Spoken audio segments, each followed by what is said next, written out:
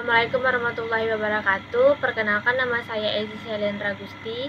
Saya di sini sebagai perwakilan kelompok 7, berperan juga sebagai moderator untuk penampilan presentasi hasil diskusi kami. Saya di sini tidak sendiri, saya bersama teman saya yang pertama yaitu Farhan Wirya Sandoval dan Nursia Adah. Materi yang akan kami presentasikan pada saat ini adalah yang pertama itu konsep penjadwalan proses, kriteria penjadwalan proses, dan algoritma penjadwalan. Baiklah, untuk penampilan yang pertama akan dibacakan oleh saya sendiri. Oke, baiklah, kita masuk. Yang pertama itu adalah konsep penjadwalan proses. Apa itu konsep penjadwalan proses?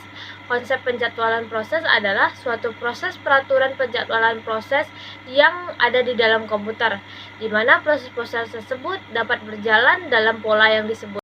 Penjadwalan CPU merupakan suatu konsep dasar dari multiprogramming, karena dengan adanya penjadwalan dari CPU itu sendiri, maka proses-proses tersebut akan mendapatkan alokasi resource dari CPU.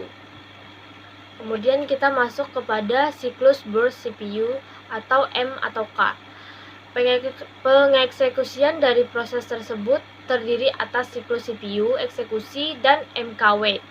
Proses hanya akan bolak-balik dari dua stage itu. Inilah yang disebut dengan siklus burst CPU MK.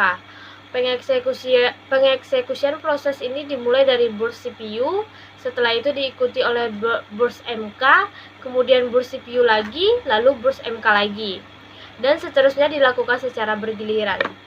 Kemudian ada yang namanya penjadwalan preemptif. Penjadwalan preemptif ini adalah kemampuan sistem operasi untuk memberhentikan sementara proses yang sedang berjalan untuk memberikan ruang kepada proses prioritas yang lebih tinggi. Penjadwalan akan dijalankan ketika proses dalam keadaan yang pertama berubah dari running ke waiting stage, yang kedua berubah dari running ke ready stage, yang ketiga berubah dari waiting ke ready stage, yang keempat diberhentikan. Kemudian ada yang namanya penjadwalan non-preemptif. Penjadwalan non-preemptif ini adalah salah satu jenis penjadwalan di mana sistem operasi tidak pernah melakukan context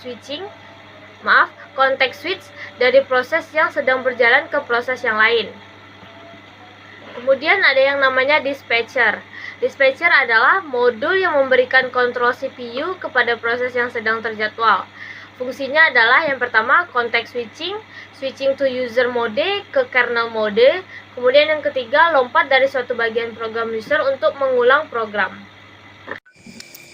Baiklah, saya akan melanjutkan materi dari pemateri sebelumnya.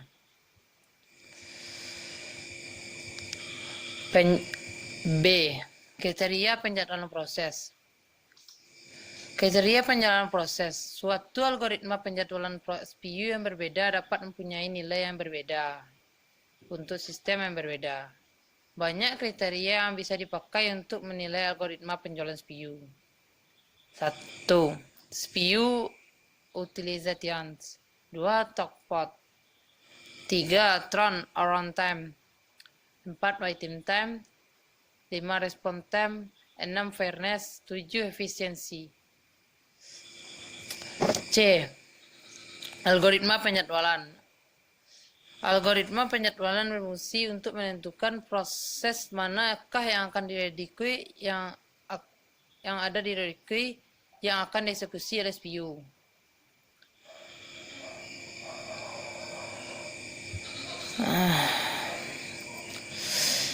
Beberapa algoritma penjadwalan. 1. VCVS. Phase atau Viscom Phase Servet.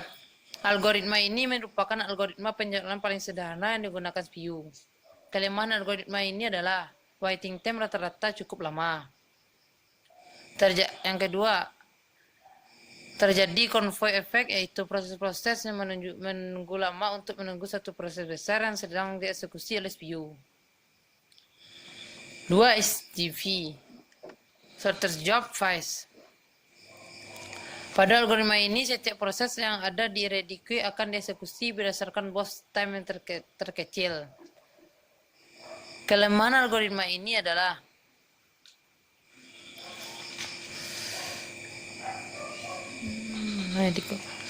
Susah untuk memprediksi stem proses yang akan dieksekusi. Proses yang mempunyai stem akan yang biasanya yang besar akan memiliki waiting time besar.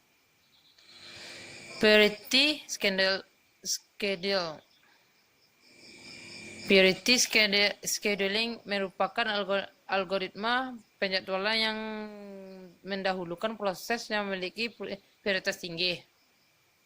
Karakteristik priority scheduling adalah time limit, memory requirement, access file, pembandingan antara bos MRK dengan CPU bus, tingkat kepentingan proses. Kelemahannya adalah dapat terjadinya indefinite blocking. Suatu proses dengan prioritas yang rendah memiliki kemungkinan untuk tidak dieksekusi jika terdapat proses lain yang memiliki prioritas lebih tinggi darinya. 4. Round robin. Algoritma ini menggilir proses yang ada di antrian.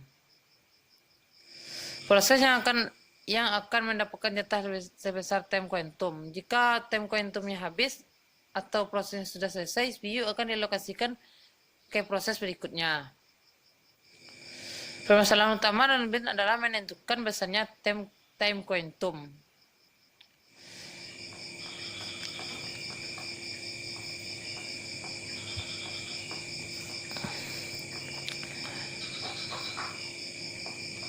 Algoritma ini sepenuhnya bergantung besarnya time quantum. Jika terlalu besar, quantum ini akan sama saja dengan algoritma phase surface. Jika terlalu kecil, akan semakin banyak peralihan proses sehingga banyak waktu terbuang.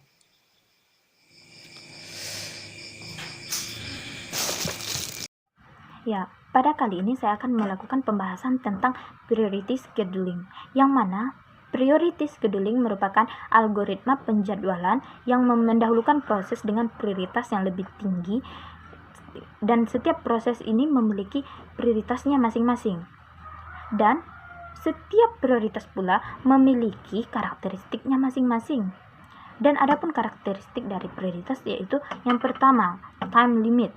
Yang kedua yaitu memory requirement. Yang ketiga, access file. Yang keempat yaitu perbandingan antara burst MRK dengan CPU burst. Yang kelima yaitu tingkat kepentingan proses.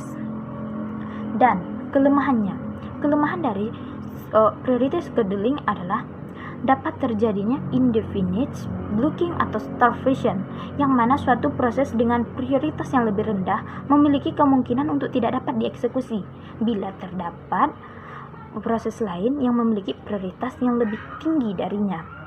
Dan solusi dari permasalahan ini adalah aging, yaitu meningkatkan. Dan yang keempat, round robin.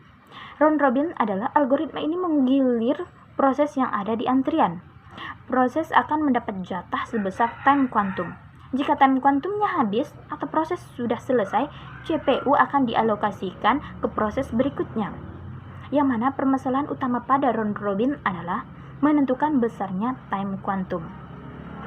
Yang kelima yaitu multi-level QW, yang mana ide dasar dari algoritma ini berdasarkan pada sistem prioritas proses. Dan prinsipnya, jika setiap proses dapat dikelompokkan berdasarkan prioritasnya, maka akan didapati QW.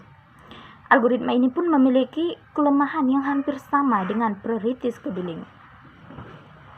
Yang keenam yaitu multi-level feedback QW, yang mana algoritma ini mengizinkan proses untuk pindah antrian.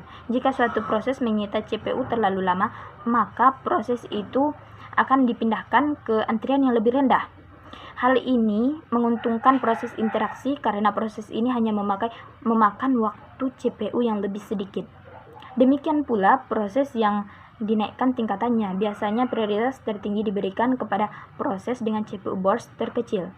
Dengan begitu, CPU akan tertulisasi penuh dan MK dapat terus sibuk. Semakin rendah tingkatannya, panjang CPU burst, proses juga akan semakin besar. Algoritma ini didefinisikan melalui beberapa parameter. Yang pertama yaitu jumlah antrian. Yang kedua yaitu algoritma penjadwalan tiap antrian. Yang ketiga yaitu kapan menaikkan proses ke antrian yang lebih tinggi. Dan yang keempat yaitu kapan menurunkan proses ke antrian yang lebih rendah. Dan antrian mana yang akan dimasuki.